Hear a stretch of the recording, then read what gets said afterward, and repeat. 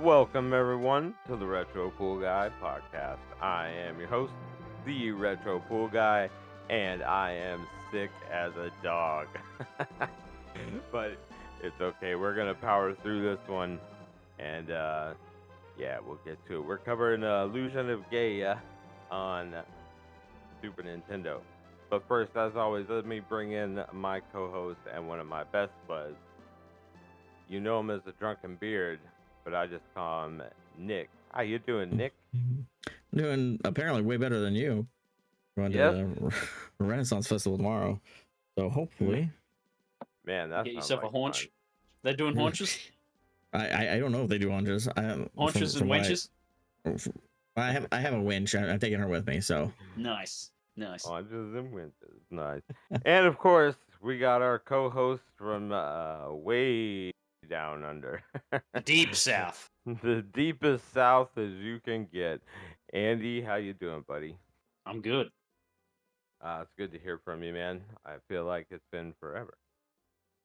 It has been a while. Almost like you had to play through the game like 2 or 3 times. Yeah, we'll get to that. Yeah. Okay, so yeah, just to forewarn everyone out there listening to the show today, I have been like super really freaking sick with this upper respiratory infection thing that's really been going around. So yeah, I'm on a lot of cold medicine right now and a lot of coffee. It's a good mixture. If you hear me coughing, I apologize. We're not fancy enough for cough buttons yet. So I've got one. yeah, Nice. definitely. Cool. I've got one. I'm Nick. I got everything. Okay. Just edit the cough out. You're right. Right? Or you can edit the cough in. Well, let me ask you this, Nick. Did you get a PlayStation Portal? PlayStation Portal. It's got a Steam Deck. I have a Steam Deck. Yeah. Oh, you got a Steam Deck, Mr. Fancy Pants. Okay, so I have the OLED special edition from Valve too, so it's got all the is it signed? orange. It is not signed, but it has all the orange accents and orange screws and the orange like heatsink.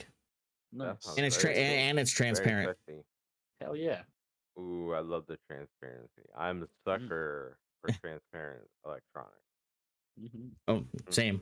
So I was like, all right, I'll cave. I'll buy the special edition 1 terabyte. So the reason I'm bringing that up is I just recently bought a PlayStation Portal, right, for myself because There's at least tens of you that did. Yeah, well, I think they're made for a certain Suckers. specific group of people who have kids who have to share their living room with their wives and their children, and they don't always have access to their PS5. They want to play games, but like me, I feel guilty coming into the studio and playing games and leaving all my wife and kids out there just alone. Like, hey, I was at work all day. Now I'm gonna go sit in my studio and play games. Who are you guys? No. See, so the Portal is made for people like me. I bought one. It's perfect. I get to sit on the couch, play my PlayStation. Yeah, it's PlayStation 5 View. In the living room instead of in a separate room. I get to ignore them. Ignore them to their face. I get to ignore them to their face. I can pretend like I'm listening to what they're telling me, but I'm actually just playing the game. But okay, so anyways, it got me thinking. You know, we got the Switch 2 coming out, right? We got Xbox being Xbox. Well, they're transitioning everything to be PC, so they're trying to be agnostic to it. Here is my prediction for Xbox, because this really got me thinking about today's gaming and where is it going? What's happening to today's gaming? And I think Xbox, and this is a prediction I've said for a while, and y'all can go back and look on my Twitter to see this. I think Xbox is going to turn into just an app. An app that they want you to be able to use on any device, a tablet, your phone, your smart TV, your PlayStation 4, 5, 6, 7, whatever, your Switch, I think they want you to be able to use the Xbox app on everything, and I think they're gonna go full streaming service. Ugh. That's my prediction. I don't think they're Ugh. gonna make another Xbox console. I think that is gonna be their plan. Yes. If they do make another Xbox console, it's gonna be something very, very different from what we've ever seen before. It's gonna be a tiny little streaming box, like it would be a Roku Yeah, or but a Fire unfortunately, Stick. they've tried that. It doesn't work on a mass scale like that, sadly.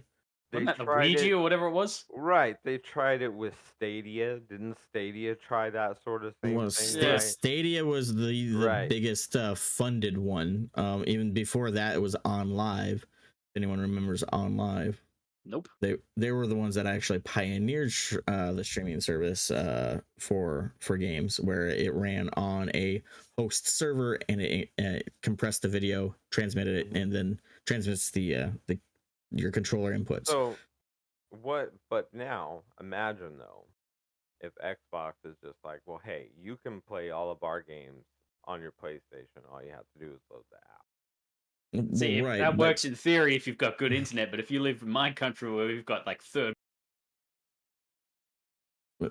as we can world tell internet, by not gonna listening work. to Yeah, Yeah. as we can tell by your audio connection, Yeah. streaming That games wouldn't- in Australia is Yeah. not gonna be easy. Never gonna Yeah. happen here.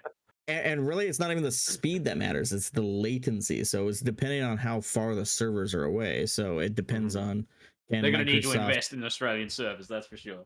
they'd have to Because- not just Australian servers, it has to be inside the city that you're Oh playing, my or god, latency's so too high. Yeah. unless you live in Sydney or Melbourne. Oh Yeah, man. for a good experience you want at least 30 to 40 milliseconds. Yeah, When for a I was lot of playing the- a on lot of the- live, like when you were doing things that were Twitch based, like a lot of the indie games where you had to, like, you point a ship and you try to fire, the Right. latency was so bad. Ugh. Nah. The worst thing about Well- this current generation is the lack of, like physical games. Mhm. That's literally like the worst aspect of this gen. And if it's moving further and further away from it, I think that's exactly where it's going. If Mm. you look at the way everything is, it's all downsizing. I mean, the whole Nintendo, they've mastered the handheld market. Like that's theirs. They own it. So Good point. I don't see too many other. I mean, yes, we have like the Steam Deck and stuff, and there's some other ones that are kind of knockoffs of the Steam Deck that work really well too. But I mean, Nintendo, they own that market. But when it comes to consoles, what's left? I Well, mean, right. you got PlayStation. I can tell you where everything's going if you want. computers. I bet he's gonna say computers. So, well, everything is computers already. So your PlayStation 5 and your Xbox are already x86 based consoles, or so they're basically PCs. Mm. My It's been that way for a while now. Yep. The Xbox Series actually runs Windows 11. It's just a server build where things are just kind of isolated with a bunch of virtual machines, and it's actually kind of cool. That's why no one's really hacked it yet, because the security is insane. Microsoft is going to most likely pivot to a blended gaming experience where you will have the same games on PC and on Xbox, and they're going to rent you games with a service. Ugh. So you'll still install it and run them, but you'll pay a $10 monthly fee, right? So, or a $20 monthly fee to play It's all the very games. similar to what PlayStation Premium is doing right now. Well, yeah, I mean, PlayStation Xbox Premium, Live is you already doing the same thing too. Yeah, you I mean, can stream hundreds of games on PlayStation no, it's Premium not right now streaming. well, they call it streaming. So there are two. There's a difference between streaming. So like your what is it? The PlayStation Portal, that is streaming the content from your PlayStation to that with just a video encoder, right? That's basically what streaming content is. But then you'll have where it will download the full copy and run it on the device itself. Right.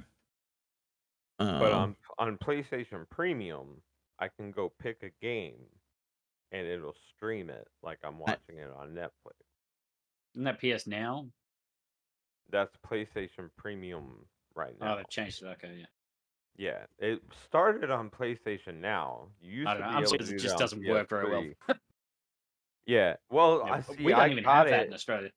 when I was working at GameStop in 2011. They gave me a bunch of free, memberships. The reps, the Sony reps would come in and they'd be like, "Hey, here's free this, free that, free this," and that's kind of how they won me over, and I became Sony's little bitch boy for a while. Nice.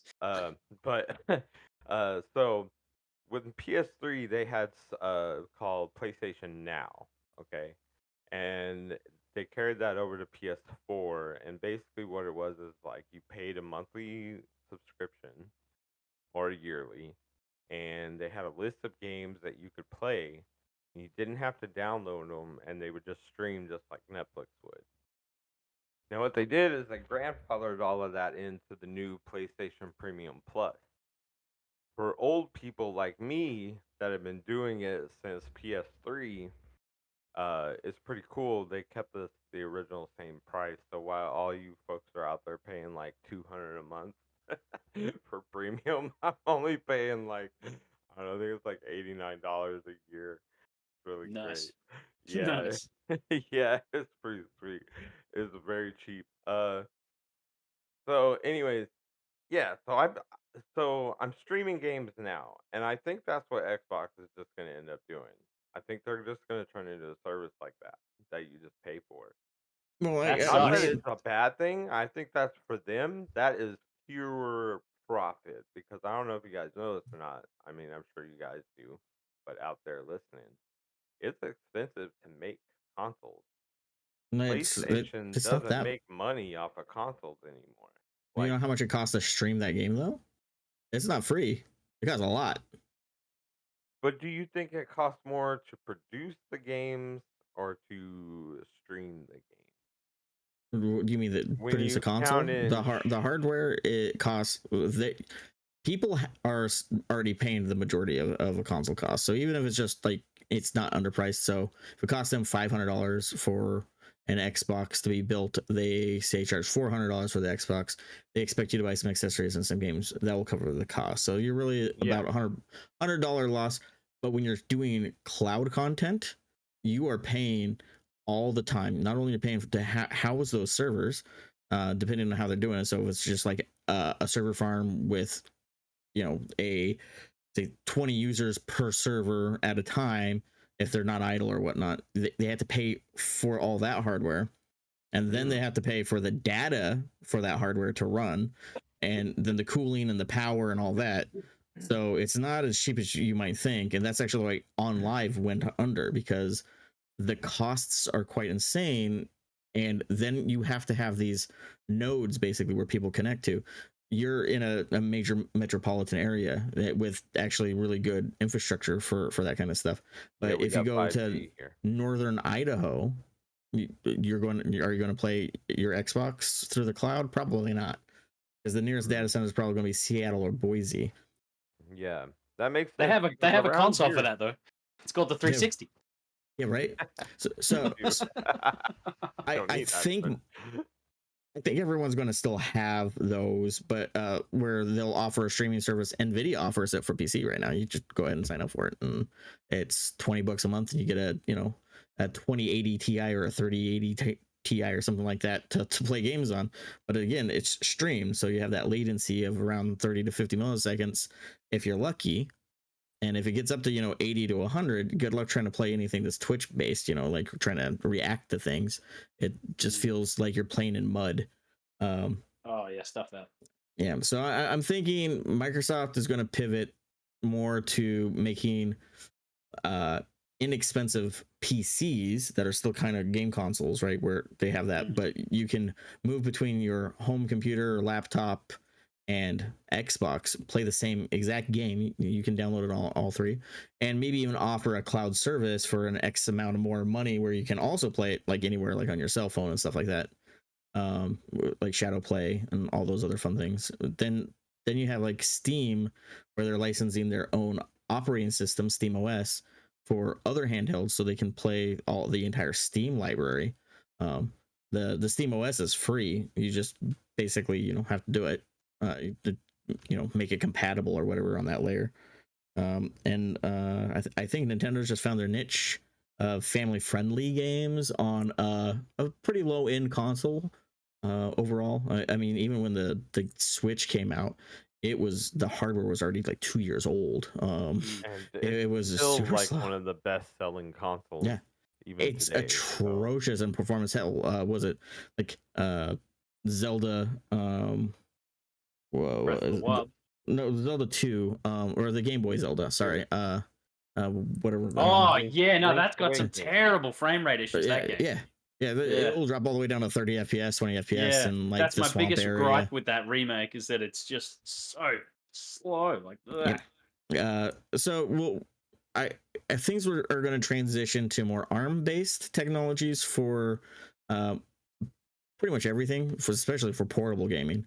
That way, you can play, on your laptop for 10 hours at a time, and stuff like that, or on your handheld, like the Switch.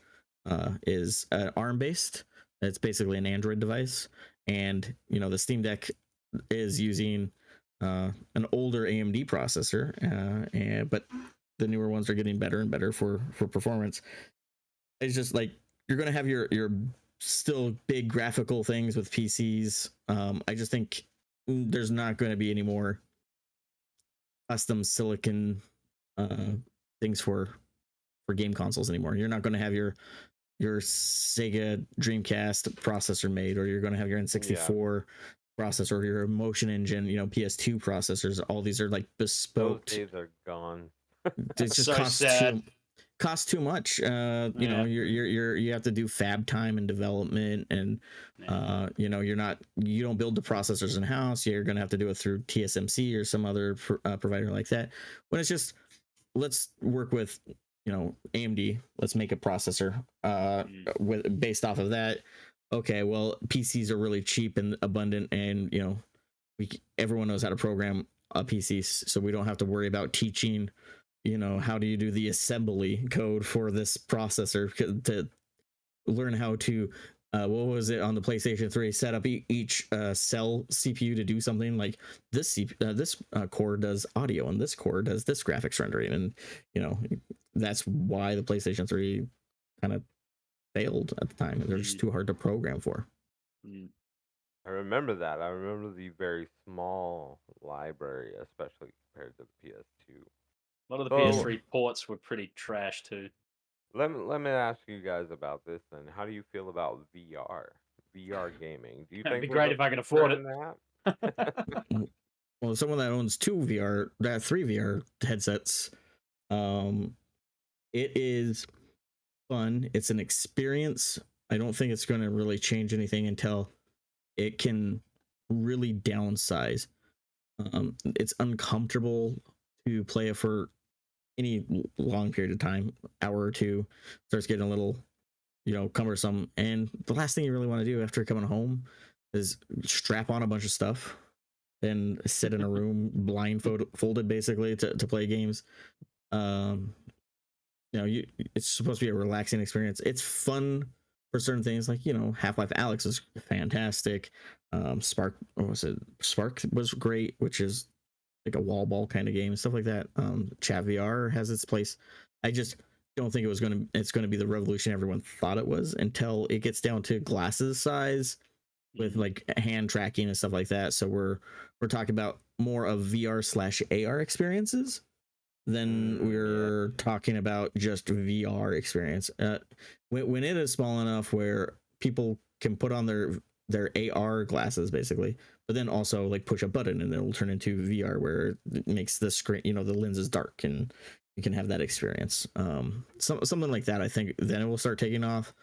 But right now, when like you get the ARM experience, which is more portable and cheap, but that's the Facebook Meta Quest stuff, and then you have like PC experience, which requires the one. I have two of those. I have one that's an HP one that's a backpack that has a an RTX 2080 in it and a laptop and whatnot, and you strap this backpack on. It has 2 batteries and it Oh my has god.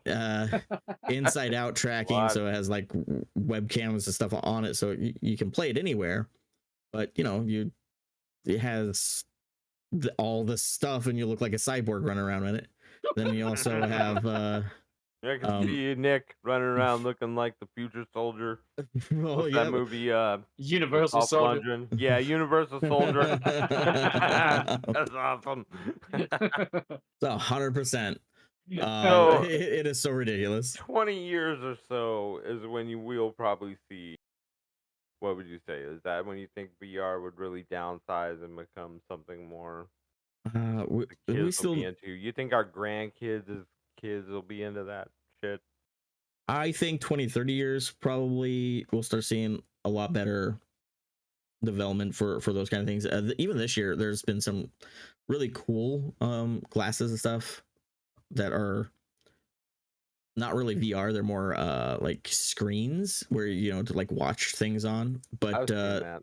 yeah, they're getting better and smaller. It's just going to take some time to get that technology smaller. Yeah, we'll get there. Wake me up when it's a holodeck. Right. Yeah.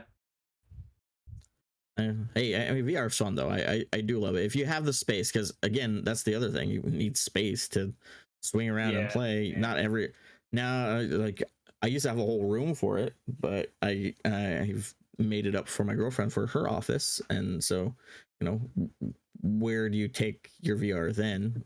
Out to the garage, or Yeah.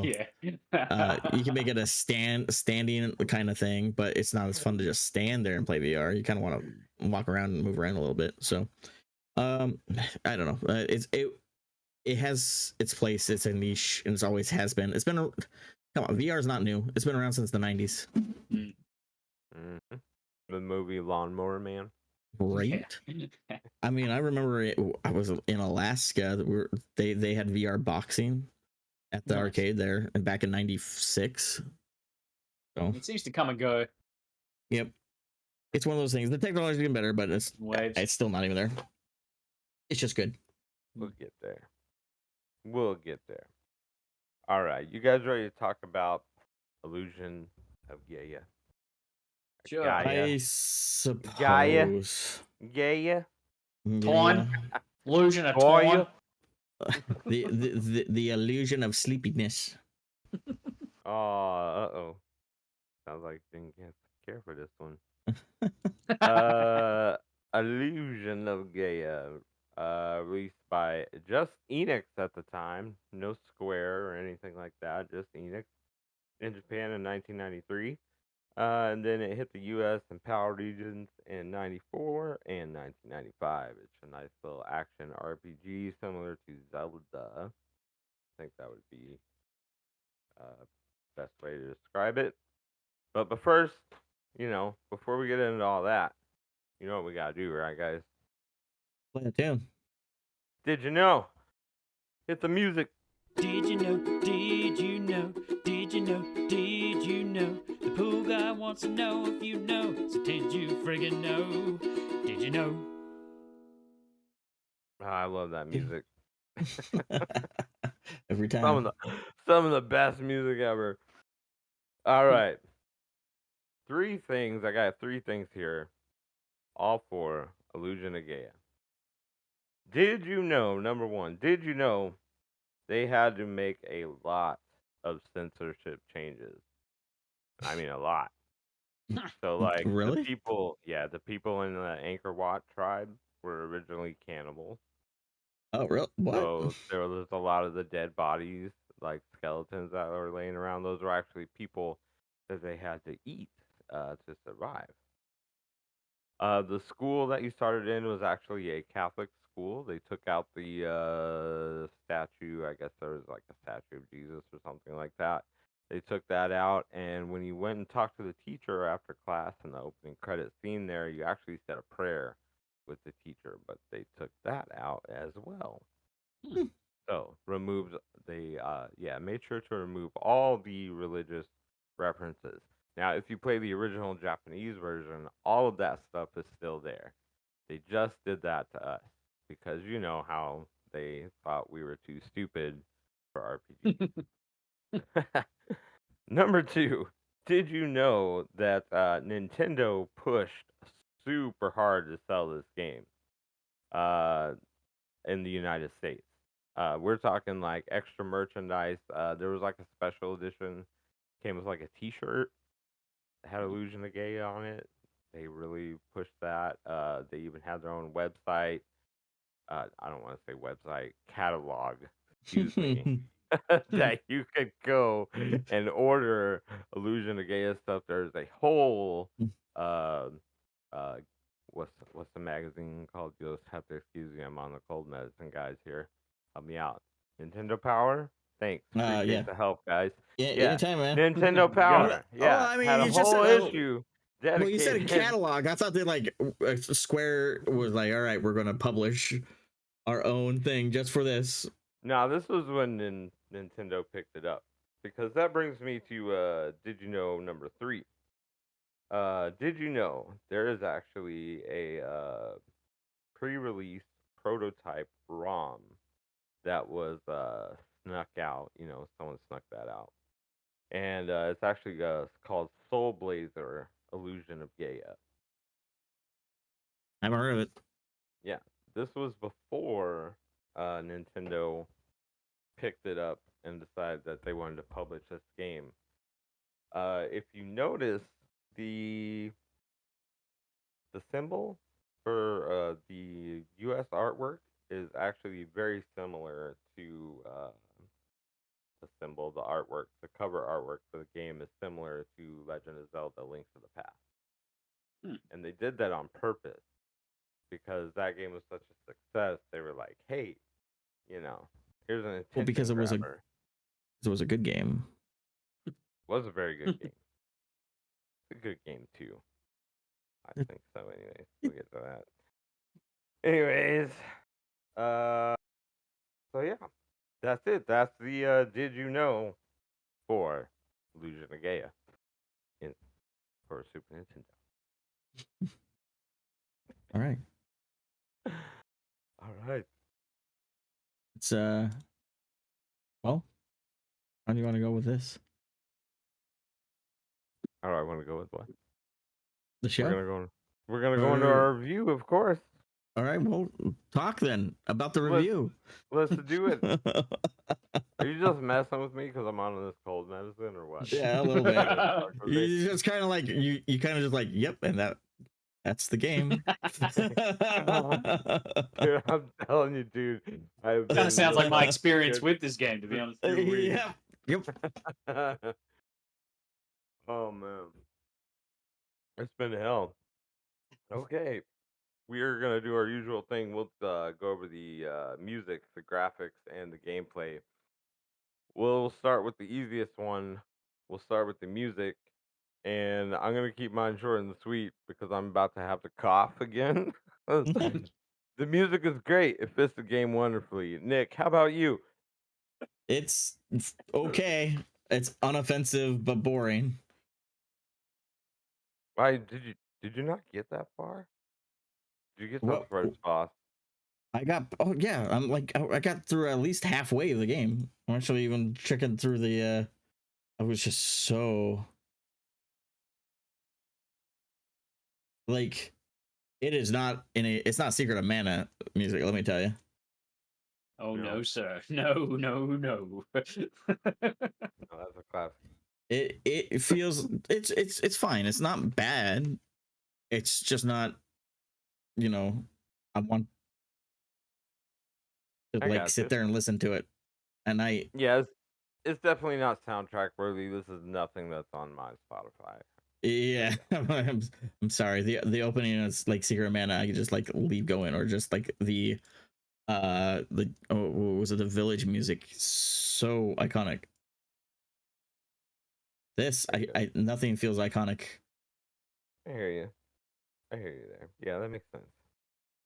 Andy, how about you, man? How do you feel about that music? I feel the same.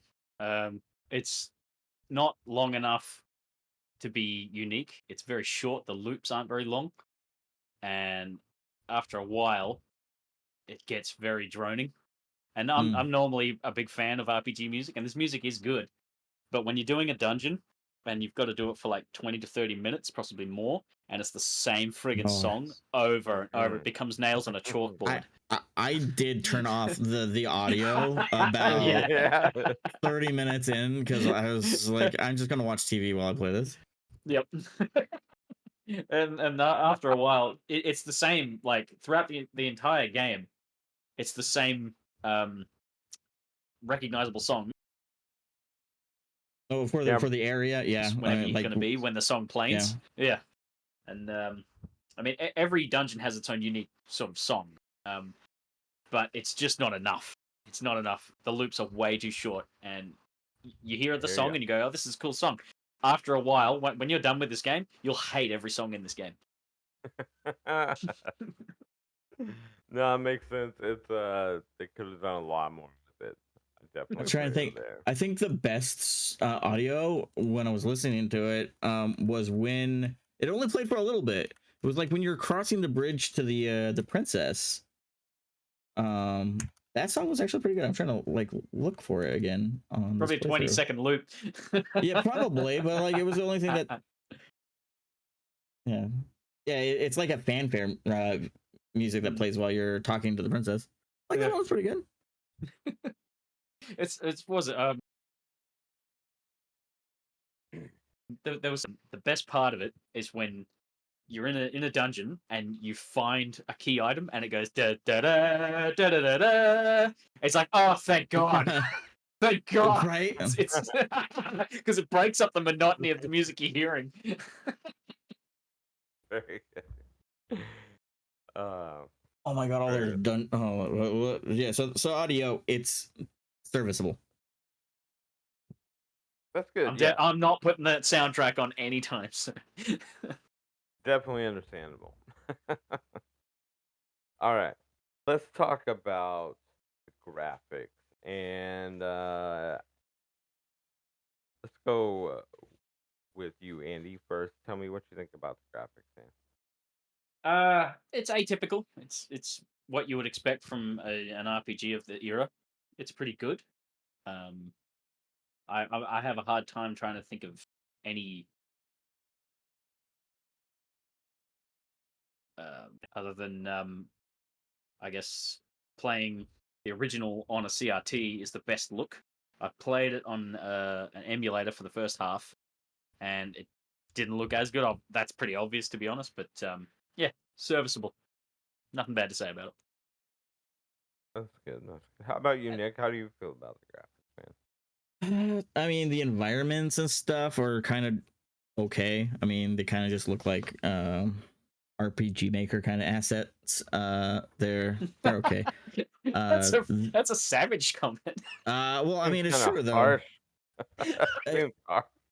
It's but the sprite work on like the hero and stuff's very good. They put a lot of work in the additional frames for like wind movement and stuff like that, which was a nice touch, depending on like where you are. So like if you're on a windy mountainside, your character's hair flows and stuff like that. I thought that was really cool. And the boss sprite work's not bad either. Some of them are pretty good, yeah. The again, the environments, it just looks like every homemade generic RPG 95 or RPG Maker 95, RPG Maker for your PlayStation 1. It's it looks better than that. Come on now. I dare you to go look up just RPG Maker games and not tell me that those assets. It's almost like they stole assets from other games to put in it. Oh, that's so bad. Oh shit. Dang. I don't know, man. I don't think it's that bad. I like the graphics in that. Well, actually, as I was playing through it, I was thinking to myself, like, man, wouldn't it be cool if A Link to the Past looked like this instead of the way it does? So you would like the sprites to not really line up quite right with I the was gonna say, tiled backgrounds. I don't agree with that statement at all. See, the thing is, I'm not like How a much cough super medicine are you on? nerd, so I don't really mind those things too much when I, Again, it's like the sprites don't match the art design for everything else. The sprite work is fantastic, but like the tile sets are so bland, boring. They don't sometimes line up right. Uh, it's okay. Just like just walking through dungeons and stuff where they place the rocks. Do you think that's more of a developer's fault or the artist's fault? Probably communication error between the two of them. Yes, I think it's both their fault. If I told you the artist was a woman, what's that have to do with anything? I'm just generally a lot of women worked on these games. I think Zelda had a Okay. lot of women in the art department. Well, you want to say it's Just worse or curious. better because it was a woman? It doesn't matter. Because It's I think it looks great. That's what I'm saying. Like I think the graphics look great. I think again, Like I don't notice like little things. See though, also like I said, I'm not the crazy like looking for sprites being off or stuff like that. I think it looks pretty cool. And that's Like, why like we I value said, I would like diversity to of see a thought on this Zelda podcast. game. Yes, I think it would be cool to see a Link to the Past done like that rather than. I mean, I love Link to the Past. What you're saying is you would prefer a grittier sprite style in Legend of Zelda instead of the blurry cartoony. mess. Yeah, well, I mean, that was one of the first games that came out on Super Nintendo. So like Zelda's sprite work is fantastic. Link to the Past, That's like brilliant. like map, the tile sets are super iconic, and Yep. there's a reason for that. No one's using Legend of Gaia's sprites in anything. Like, if you're gonna make a fan-made game, are you gonna steal the windows from the Legend of Gaia from a town? No, because they don't look good. They look blurry. They're fine. I mean, it looks like the tile sets for like the towns and stuff. They're just all so plain and very boring. That pretty much, that sums up the game in general, really, to be honest. I mean, Like- there's some cool effects, like the was it the cherry blossom on the foreground. You had some mode 7 stuff on the world map. That was kind of cool. I appreciate those kind of things. The cutscenes, the little cinematic cutscenes were okay. I think they were actually probably the best part of it. I mean, we move into gameplay stuff, but like overall, like it has good graphic things. I'm just saying the tile sets themselves aren't for a lot of the areas are just seem lazy or average. Yeah. Man, that sounds like some really nerdy shit. Yes. As just like an average guy, I think it looks really good. But I see y'all's point from the nerd's point of view. So you're on one end of the spectrum. Yeah. Nick's on the other, and I'm in the middle because I can see both sides of this argument. Like I get it. Like the game doesn't. To me, I don't think it's terrible. No, yeah, I wouldn't. I don't think it's the best looking Super Nintendo game out there for sure. I don't think it looks terrible. It looks amateurish for a tile set. That's all. I love that. That's so funny. Coming from Square? Coming from Square? Well, it's Enix, wasn't it? Enix. Or Enix? Oh, Enix? Yeah. Okay, still. Enix is responsible for Star Ocean. Yeah, Dragon Warrior. You want to look at some tile sets that are fantastic. Go look at that game. Maybe this guy got fired. Maybe this whole thing was a tax write-off. Right? they made it because Americans are stupid. Well, that's my theory is that because RPGs of this era weren't overly available in my region. Yet this game, for some reason, was like pushed Yeah, that's what I was saying earlier. They really really hard, pushed this $70, game. which is nothing. Yeah. So in my opinion, like it goes back to that argument of, Westerners don't get RPGs. So then they push this one out, which is like baby's first RPG, and they're pushing it hard into the West because they want us to adopt it. But That's actually. Let's go ahead and start talking about the gameplay because that's actually kind of how this one feels. Is like baby's first RPG. Like that's exactly it. Yeah, that's like, don't get me exactly wrong, how I like, feel about this game. I like this game. I have a lot of good memories of it when I was a kid.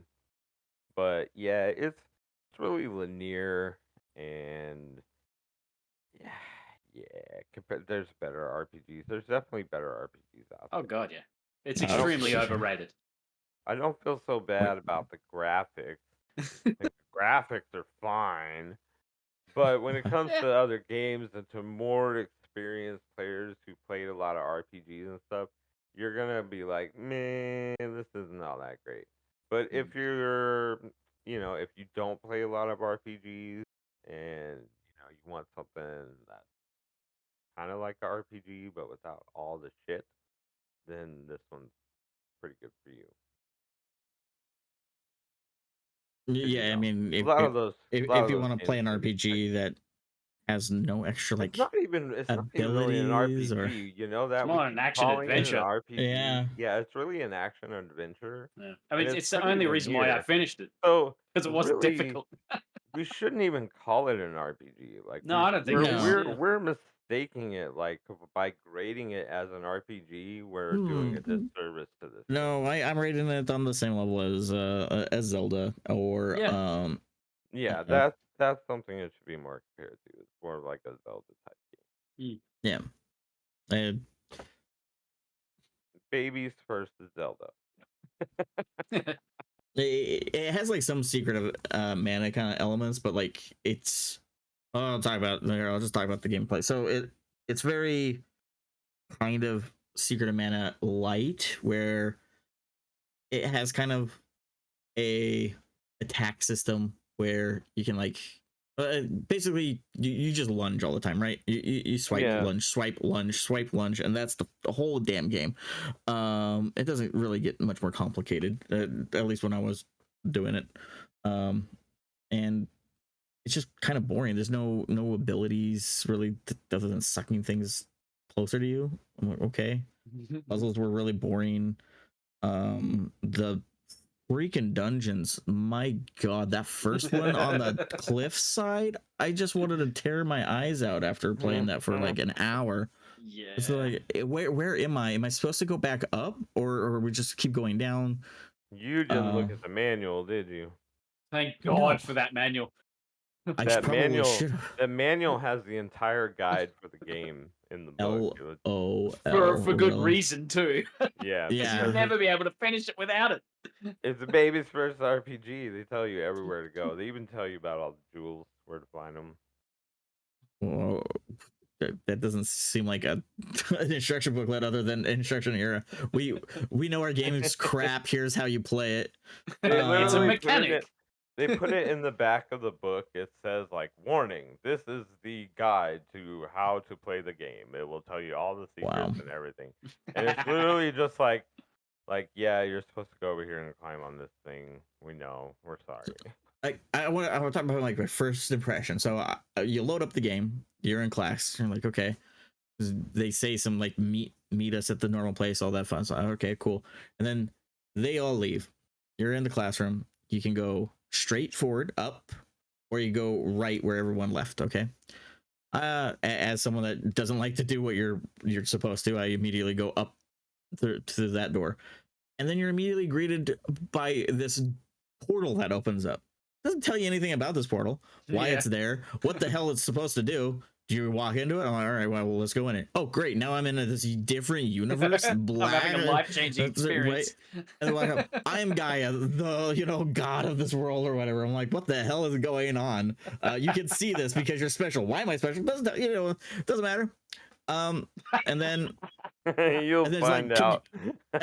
hey, record your game. It's like, but he doesn't mention that there's this just life-changing portal on the top of the school. Right? It's He just kept always it to there. Only you himself. could see. Yeah. Never told his friends or anything like that. It's just like, what is going on? So I was just really confused. And then I was starting to play through the first.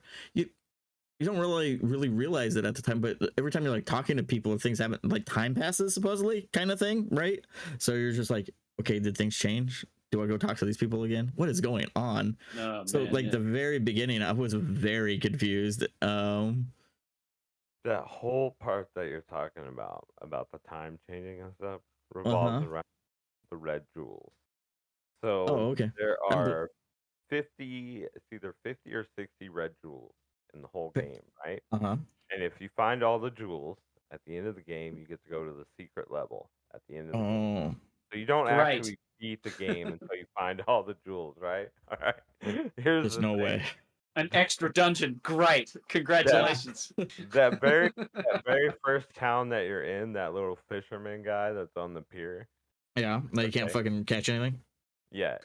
You have to get him to move to the other side to get the red jewel. Oh, Once you get that red jewel from him at a certain point on the day, then that's it. Like you should leave the town. But if you don't get that jewel, then that's it. You don't ever go back to the Really? first town. You don't ever get another chance. Like I you can't get one stand that chance missable stuff. to get that jewel, and if you don't get it, then you don't. Then Well, at the lucky end me, of the I game, got they're like, I "Hey, got that you're one jewel. So short." I missed that one completely. Wow. the one that's up on the bell tower apparently or the whatever. trick. No, not the Or- one that's on no, the bell The fisherman. tower. Oh, the fisherman one. has it. Yeah. Oh, okay, yeah. You had to get it from him at a certain point of the day, and it's really stupid how you do it. It took me about 30 minutes just to get that jewel from I would never have gotten that one. there. Yeah. Wow. You go if Thank you go. God I'm You not a know that little completionist. cave where you meet your friends. The little Uh-huh. cave? You go in and out. The cheating way to do it is you go in and out of that cave, and eventually he shows up at that pier, and you Ah. at outside the cave. But if you go back in, you have to start the process all over. So, you got to be careful. You go out, oh, he's not there. Go back in, out, in, out, in, out, in. Oh, he's there, out. Oh shit, I went back in. Oh, Wow. I Sounds like fun. love that about that game. It sounds as enjoyable as the dungeons. I didn't know. The worst one is the vine maze. I don't know if you guys made it to that, but there's Oh, like a that was level. terrible. Yeah, where the the amount whole of level is just a backtracking bunch in that of one. vines, and you're just running Oh, for man. forever and Yeah, that was the forever. worst. All the screens look the same, and it's just like, So much okay. backtracking. Ugh. Yeah, that's the worst level for me. Yeah, that was I mean, trash. I didn't make it that far. I was bored to tears by the time I got to where was that? Some cave thing. Another cave thing. I saw another cave thing and I was out. I was like, no more caves. I'm done. Why? This is like I the get it, third man. fucking cave. This game is too simple for a man of Nick's stature. I just want something enjoyable, not walking around lost in caves for an hour. That's a fair statement. Yeah. I felt like I was going to run into a Zubat. You needed There that were a couple. manual. There was some bats in there. Yeah. Yeah. All right, let's give it our final thoughts then. Nick, go ahead, man. Let's have it. I mean, that's fine. It's not terrible. It's if you really like Zelda, you'd be disappointed in it. But if you want like some sort of Zelda kick, it's worth a play. I mean, it doesn't have nearly the complexity for items and things like that that Zelda has, and that's not even saying that Zelda's a complex game with items. It's okay. It's fine. It's like, what is it? Songs? Like, wait, why? I digress. It's okay. How about you, Andy? Give us your final thoughts on Illusion of Gaia. The Gaia Oh Gaia. man, I did a lot of reading about this one, and it gets a lot of praise from everywhere that I've seen. It gets a lot of high praise. And I went into it thinking, oh, wow, this is going to be fantastic. And that was a huge problem because I never played this as a kid. I didn't have nostalgia for it. And everyone says that it's this hidden gem, which is a phrase that I've come to really hidden gem nowadays. This game, in my opinion, was like plain Jane. It was boring. The dungeons just dragged on and on and on. There just wasn't enough to keep it interesting, like a Final Fantasy or a Zelda. It just never got there. It like we said before, it is baby's first RPG. If you don't want something that's too complicated, this is for you because all you're going to be doing is chasing down enemies in a huge dungeon and finding items, which was fun for about the first 2 levels. As you get further and further into the game, and the story is very it's like watered down beer. Like it just wasn't enough there to grip you and to make you really interested. It was just this mishmash of like, oh, we're doing this now. Oh, that's happening. Oh, there's a comet now. Oh, it's just not very well. There's no solid thread. It's very mishmash. Did y'all see the ending? Just out of Yeah, curiosity. yeah. Y'all got I to finished the game. end? Yeah. I did not make it to the end. I No. fell asleep. The ending was fucking terrible. It's pretty fucking sad, honestly. It was Hey, just. you saved the world. Well, now you get to start over. I love like- you, Will. Like, wow, Why? great. That was a real emotional kick that built up over a long period of time. That's how stories work. I don't know. I probably would have loved this if I'd played it as a kid, but I didn't. I'd give it a 7 out of 10. I would recommend it to people that I don't know, Oh, a 7. don't want an over complicated experience, but people that are okay with dungeon, just grinding in a dungeon. Like there were some different moves that you could do. Like once you got that slide kick, that was it. I was just doing that all day. Every time you would change over to the other character, that Freedan or whatever his name was, it was like heavy metal music playing in the background, and it was like, all right, now I'm here to kick some ass, and it was really fun. But there's just not enough there to make it interesting. It doesn't quite get over the line. You know what I mean? I gave it a 7 out of 10. That's a good game. On a good day, I'd give it a 7. On another day, I'd probably give it a 6. Like I started this on an emulator. I got halfway through the game, and my save file corrupted. And I was like, you know what? I'm going to just buy the real cartridge and play it on my Super Nintendo. By the time it got to me, I'd lost all interest in this game. It was just a grind. It was a grind all the rest of the way through. And I was like, no wonder it only cost $70. Like, it's not that great. It's not this hidden gem, this huge, like 9 out of 10 epic that everyone says it is. In my opinion, it's very average. Oh, It's the charging mechanic game. also sucks so bad. Yeah, that was trash. I hated having to charge for freaking everything. Yeah. Oh yes, like the charging dash thing or leap or whatever. Yeah. Oh my god. I get annoying pretty quick. So yeah, let me give my final thoughts here on it. I enjoyed it a lot as a kid, but I think the reasons why I enjoyed it a lot as a kid is because it was one of my first action RPGs. So it makes perfect sense. Now playing it today, it's so. I know this might sound cliche, but man, it's just so linear, right? It hasn't aged Like, well. you're just going through the motions. it feels Definitely. like. At first you're excited. It's kind of cool. It's got a good hook on the story, and then No, it doesn't. I thought it did. I thought it was a pretty good hook. Once the the jackal starts chasing you and shit like that. But then it gets. I don't know. There's better games. It's not a bad game. It's not a terrible game. I thought the graphics were cool, but Sprite work's good. Sprite work's good. I'll give it that. The top tier sprite work. I like the cutscenes. Like the raft scene was probably the best part of the whole game. you know, the bit where the plane flies across the screen and he's got the parachute and they miss him and it's like, oh shit, he's gonna die. You know, those were pretty interesting little bits. Yeah, and Yeah. like I said, if you're like these guys where you've played a lot of RPGs, I mean like a lot, and that's one of your favorite genres, then you're probably not gonna care too much for this game. But if you don't play a lot of RPGs, you don't play a lot of Zelda games, then you'll probably like it. It's more up your alley. It's a good introduction if you're like never played RPGs and you want to try them and you're interested, or you want to try action RPGs. It's a good starting spot, I think.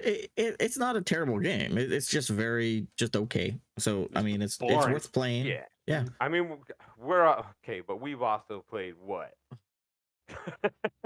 Like, we've played some really awesome ass RPGs. Well, So, yeah. I mean, I'm just saying, like, once you played all the good ones, and you're like, well, all right, what else is there to play? I mean, give it a go. I Yeah. mean, it's not terrible. I mean, it's playable. If you haven't That's played all the good ones exactly yet, where it sits. Yeah, it it sits play in that one. down. But don't be turned off by them being, you know, world. yeah. Yeah.